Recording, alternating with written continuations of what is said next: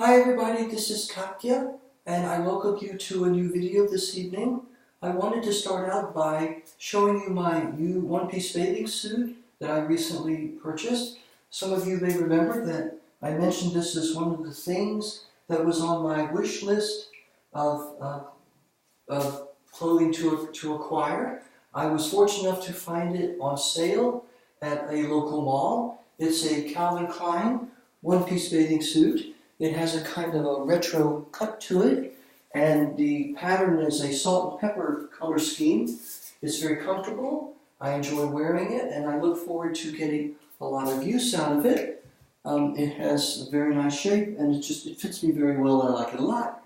What I would like to talk about this evening is something that I mentioned last time, and that is looking at some of my favorite horror films and digging a little bit deeper beneath the surface to try to bring out some of the interesting themes that I think are in there. And the film that I want to talk about this evening is William Friedkin's The Exorcist. As many of you may know, this is a film that is about the demonic possession of a young woman. Her mother is an actress played by Ellen Burstyn, and there's some other great actors in the film like Max von Sydow, who plays Father Merrin. He's the elder priest who eventually leads an exorcism, a rite of exorcism for this child. So what I want to focus on tonight is not the over-the-top special effects and the projectile vomiting and the profanity and the blood and the gore and all the rest of it.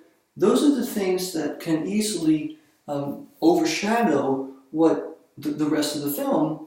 But what I want to talk about a little bit are some of the things in the film, some of the quieter moments in this film that I think actually are very revelatory. They tell us something about what the filmmaker is trying to say in this film, beyond all the blood and the gore and the rest of it that we just mentioned.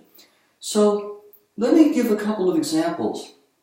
Early on in the film, there's a scene set in northern Iraq, where Father Merrin is on an archaeological dig, and in the course of this excavation, they uncover this little idol that happens to be a statuette of an evil spirit or demon, and the implication is that once they unearth this idol, it releases this demon into the world, and this is the demon that will eventually possess the little girl who lives with her mother outside Washington, D.C., in Georgetown, a suburb of Washington, D.C.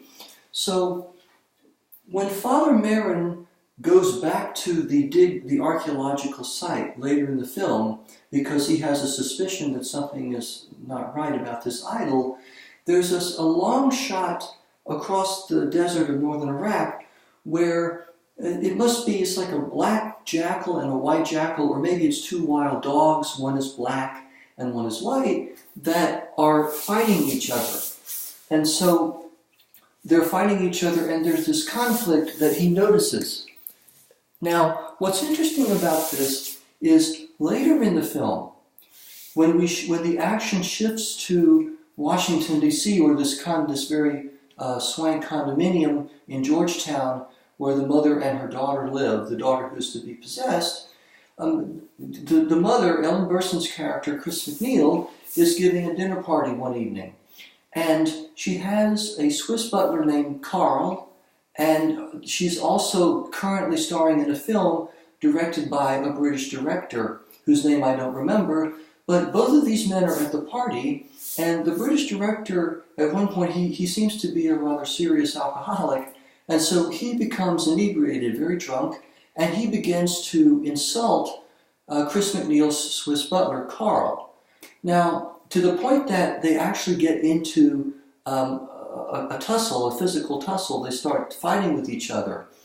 Now, what's interesting about that scene is that Carl is dressed all in black, and the British director is dressed in white, or in a kind of an off-white outfit.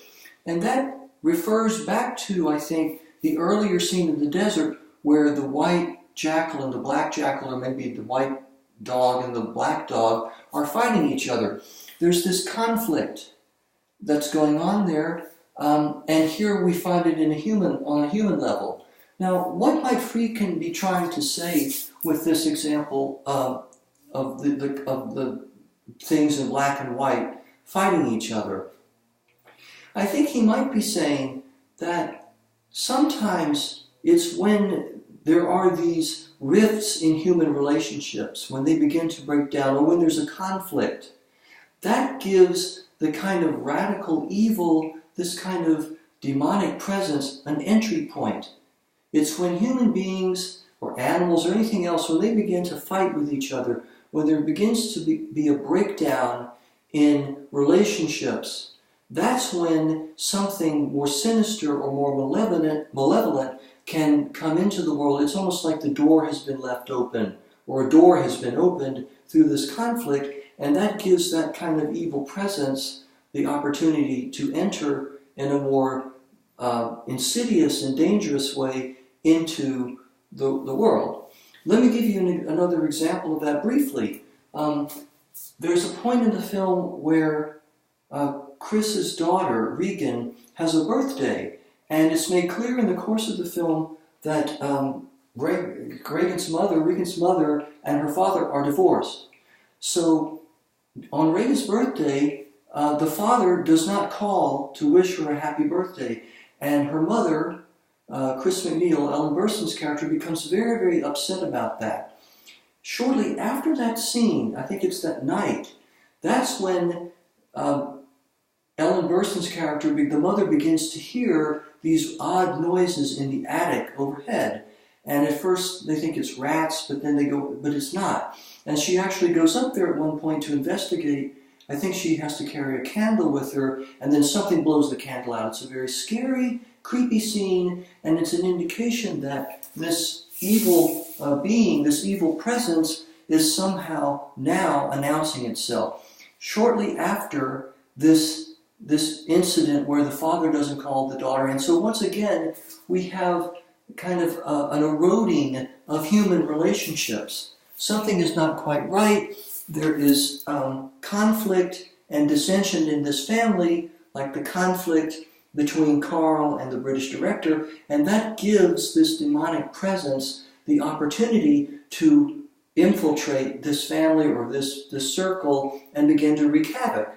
So I think that's part of what Friedkin is saying with some of these scenes. Now, the other thing, though, that's interesting is that he also suggests ways in which we might ward off or protect ourselves from this kind of evil presence. And so, for example, early in the film, when Father Merrin realizes that he's going to have to go back to the States, because on some level he knows that he's going to have to fight this demonic presence that is now coming into the world, he says goodbye to one of his Iraqi colleagues in the archaeological dig, and so it's clear that the two men have a very deep friendship and they embrace each other, knowing that they might not see each other again. So it's a very touching scene. It's a very small scene. It's a very, compared to some of the over-the-top special effects that happened during the course of the exorcism and Regan's possession, and all of you who've seen the film know what I'm talking about. But this is a kind of quiet scene, and yet on some level I think it's just as important, if not more important, than some of the more over-the-top scenes. So that was one example of that. Then later in the film, there's a priest named Father Karras who's having a crisis of faith, and he eventually regains his faith only through participating in this rite of exorcism with Father Merrin to save Regan's soul. I won't tell you, those of you who haven't seen the film, what happens, but in any event, Father Karras strikes up a friendship with the police inspector, Inspector Kinderman, who is investigating some crimes. I think there's like a desecration at the local Catholic Church, and eventually the British director is murdered in a suspicious way. He's actually thrown out of the window of Regan's room, and so in a very suspicious way. And Kinderman is investigating these incidents and suspects that something more is going on than what people are telling him. So in the course of his investigation, he interviews Father Karras at one point, and they kind of banter with each other a little bit and tease each other a little bit, but it's clear that they like each other. And later in the film, at the very end of the film, Father Karras' successor is Father Dyer. And so after Regan and her mother actually leave to get away from this house once the girl has been saved, Father Dyer meets up with Inspector Kinderman. They're both there, and they begin to talk to each other about films that they both like. That was something that Father Karras and Inspector Kinderman also had in common. That was something they both liked. And Father Dyer is also kind of teasing Kinderman, and they have this sort of bantering, not unlike the relationship between Father Karras and Kinderman earlier in the film. And so the end of the movie is the two of them walking off arm in arm to go have lunch together, and Kinderman is talking about maybe Father Dyer can go see a film with him, and they're striking up this friendship. So I think that, what is the director saying in this scene? What is he trying to say there? Well, I think that part of what he may be saying is that one way to ward off this kind of radical evil is to cultivate these moments of friendship, compassion, reaching out to another person. They don't have to be heroic acts. It's not like somebody has to go, rescue somebody out of a burning building or do something that will make the newspapers. It's more that you try just to show these simple acts of human kindness and compassion with each other, and that's the best way of warding off this kind of evil, malevolent presence, this demonic force that comes to have center stage in the movie. I think that that's a really interesting point.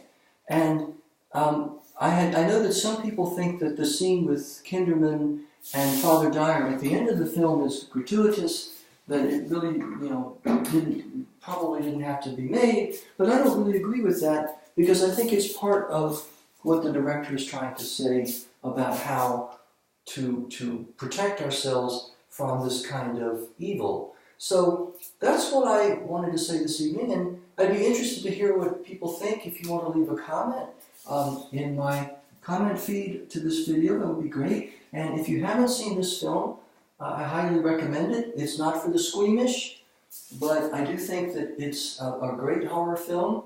I don't think it's gratuitous, but some of it is very difficult to get through. So I hope that those of you who haven't seen it and have an interest in this sort of thing will take a look. But in any event, thank you for joining me this evening. This is Katje, and thank you for letting me model my new bathing suit. I'm very pleased again to have found it. And I hope that everybody has a good night, and until next time, this is Katje saying goodbye, and I wish everybody a good night. Bye-bye.